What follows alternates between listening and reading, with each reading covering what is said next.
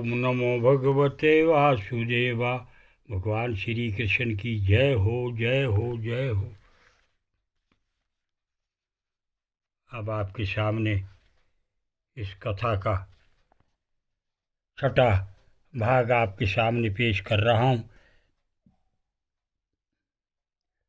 दुष्टवा प्रसन्नो विपस्तु संस्कारान् स्वयमादधे महात्मा सच्चर्य जना सर्वे विदक्षार्थ समागता भाग्योदयोधुना जात आत्मदेवस्य पश्यत हीनवा बाला प्रसुतस्तु देवरूपीत कौतुकं नाज्ञातं तदर्शं त्वं केनापि विधियोगता गोकर्ण तं सुतं दुष्टतवा गोकर्ण नाम चाक्रोत् कियात कालेन तो जातो तरणो तन्या भुवो गोकर्णा पंडितो ज्ञानी धुंधकारी महाखल स्नान शोच क्रियाहीनो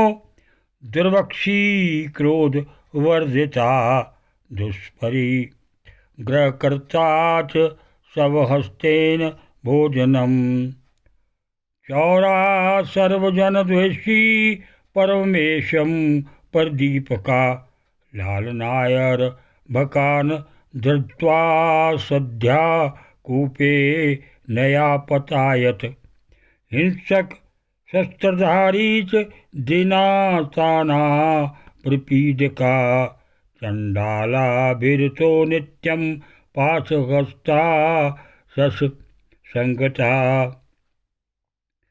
तेन वेश्योकुशेन पिञ्जवितं तु नाशकृतम् एकदा पितरो ताडया पात्राणि स्वयमाहरम् तत्पिता कृपणा प्रचोद नियुनो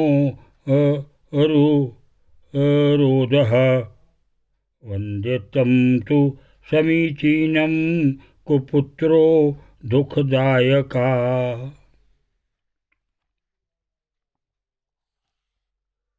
उसे देखकर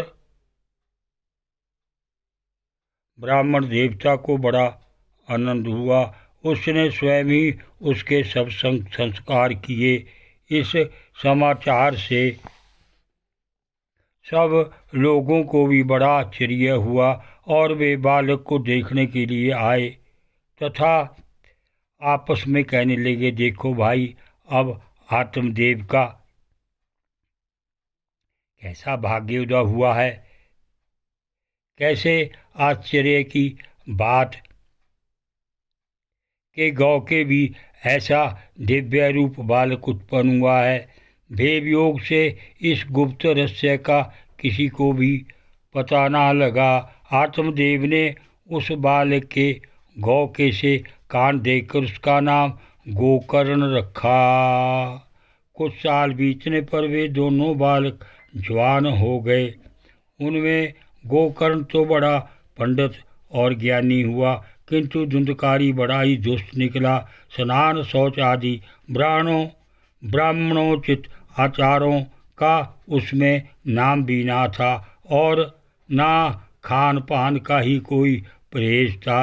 क्रोध उसमें बहुत बड़ा चढ़ा था। वह बुरी बुरी वस्तुओं का संग्रह किया करता था। मुर्दे के हाथ से छुआया हुआ अन्न भी खा लेता था।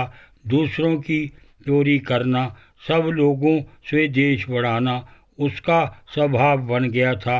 छिपे छिपे वह दूसरों के घरों में आग लगा देता था।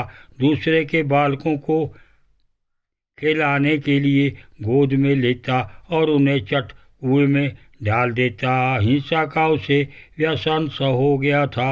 हर समय वह अस्त्र शस्त्र धारण किए रहता और बेचारे अंधे और दीन दुखियों को व्यर्थ तंग करता। चंडालों से उसका विशेष प्रेम था। बस हाथ में फंदा लिए कुत्तों की टोली के साथ शिकार की टोह में घूमता रहता। वेश्याओं के जाल में फंसकर उसने अपने पिता की सारी संपत्ति नष्ट कर दी। एक दिन माता पिता को मार पीट कर घर से सब बर्तन भांडे उठा ले गया। इस प्रकार जब सारी संपत्ति स्वाहा हो गई तब उसका कृपण पिता फूट फूट कर रोने लगा और बोला, इससे तो इसकी माँ का बांझ रहना ही अच्छा था। कुपुत्र तो बड़ा ही दुखदाई होता है। ओम नमो भगवते वासुदेवा।